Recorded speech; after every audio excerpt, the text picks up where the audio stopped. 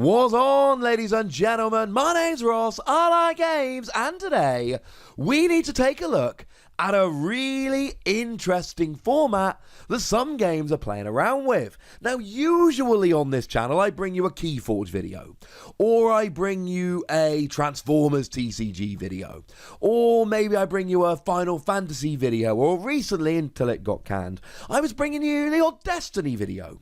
Generally speaking, I bring you videos about particular games. That's not necessarily the goal today. You see, today, ladies and gentlemen, I want to bring you a video about a format, and I want to have a little bit of a gander at what might happen if this format actually came around in every card game.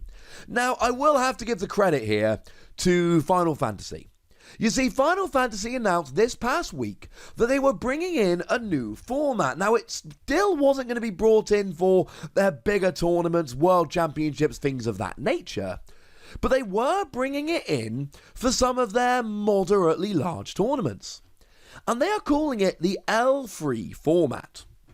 And the entire point of the L3 format is, it is a format where you can only bring in the latest free sets. So if we talk about Final Fantasy specifically here, they are gearing up for the release of Opus 11. Opus 10 is out, Opus 11 is coming in the not too distant future. So as it stands at the moment, you would go into a tournament and you would be able to use all the cards from Opus 8, Opus 9 and Opus 10. But you wouldn't be allowed to use any cards from earlier sets. And then the second Opus 11 comes out and is legal, all of a sudden, Opus 8 is gone, and we're going Opus 9, Opus 10, and Opus 11. And those are the only sets you're going to be allowed to use. And as a side note, when it comes to promos, it is essentially whether the promo matches up with that opus as to whether it is legal or not. Now, they do include a note here. For competitive events such as nationals conducted at the country level and the World Championship, fundamentally the direction will be to focus on the standard format, but we plan on incorporating this new format into a portion of large-scale tournaments or side events conducted at such events. For example, in Japan, we are planning on adopting the format in selected venues for the Master Series starting in April. Allowing retail tournaments to be conducted in either the standard or L3 constructed format is also under consideration. And this got me thinking, do I want to see this in the other games that I cover? But actually, I need to give a shout out to Keyforge here, because actually Keyforge did it first. Because you see, the Vault Warrior tournaments over in Keyforge are going to be conducted using the three most recent sets. And actually, Keyforge is taking it a step further in that one of the formats they've got going at the Vault Warrior, you're actually going to have to take one deck each. Remember, for those that don't know, Keyforge, you buy decks and you play the decks. You do not buy booster packs and construct the decks using the contents. And essentially, you would take one deck from each of the three most recent sets. Now, if we stick on Final Fantasy for a moment, we can see that this is going to have a huge impact. Now, at the World Championships, for those of you that don't know, each player had to take two decks. So if we just look at the winning decks for the World Champion, if we have a look here, now you can see after each card name, you've got a number, that is which opus we're in, and then you've got a dash, and you've got the set number, and then R is rare, and S is starter, and all of that. You're talking about the rarity of the cards. So if we have a look down, if we look at the Fords, okay, you can still use Porom, and actually Citra, Ash, and Tidus are all there as well, but that's it. They're the only fours that survive. If we look at the summons, you get to keep Cuchulainn and Chocobo, but you lose the other two. And if we look at backups, you get to keep Penelo, but you lose all the others. Now, bearing in mind, some of those that I told you about are Opus 9 cards, which means that they ain't lasting all that much longer. If we have a look at Deck B that was brought along, if we have a look at the Fords, we're in actually a much better position here. You keep Vincent, you keep Lartius. I've not played all the games these are from. I do apologise. You keep Squall, you keep Garland, you keep Gabranth, you keep Cloud of Darkness, you keep Hein, you keep Fuzoya, you keep Felophanos, and you keep Kane and Shantoto. That's a lot. You keep an awful lot of your forts. Now, your monsters, you keep Kana Kamai, and you lose the others. And in terms of your backups, you keep Branpair, you keep Hurdy, you keep Nagmalada, you keep Locke, but you lose the others. The point I'm making here is, we need only look at the two world's winning decks, and we can see that they are both absolutely butchered when it comes to only being allowed to play the 3 most popular sets.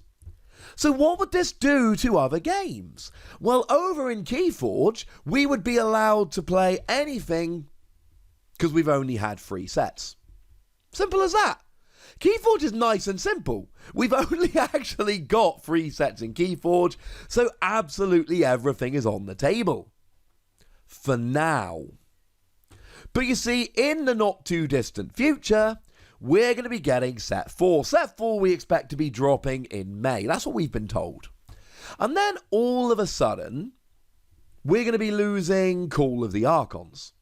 Now this is extremely important because if we look at, well, basically all of the Vault Tours. Well, no. Okay, in Keyforge there are sealed and there are Archon tournaments. Sealed is you open a deck and play it, or you might open 3 and pick between them. Archon, you take your best deck. In a sealed tournament, we're only playing with 1 set, so that's got to win. Outside of that, we've never seen an Age of Ascension deck win a Vault Tour. And since World Collide comes out, we've had a couple Vault Tours, one by Worlds Collide, but one was won by Call of the Archons. Call of the Archons is by far the most successful set of the ones released so far. So we've been knocking out essentially the best set we've had so far and keeping all the others. Now, judging by the relative goodness of all 3 of the sets so far, essentially we'd be looking at Call of the Archons goes away, Worlds Collide probably dominates. Age of Ascension has not stood up so far. But then we don't know what set 4 is. It's being revealed in 11 days. You know I'm going to be here to share it with you. And maybe that will end up being good. But it means that essentially every 6 months, we would get a new set and we would lose a set. Now, it actually goes a little bit faster in Final Fantasy. In Final Fantasy, it's every 4 months we get a set, and then we lose a set as well. But what would this do to the Transformers trading card game?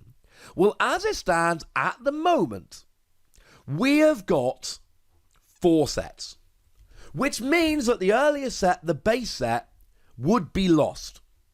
And losing the base set would be huge. Like, genuinely, absolutely huge. This would make a gigantic impact on the game as a whole. There's just so much good stuff. If you look at most of the winning decks, we're rocking a whole bunch of cards from Wave 1. I mean, it's not won every tournament, but Optimus Prime Battlefield Legend has basically proven, since it came out, to be the best card we've got. But we've actually seen Flame War popping up in a lot of decks.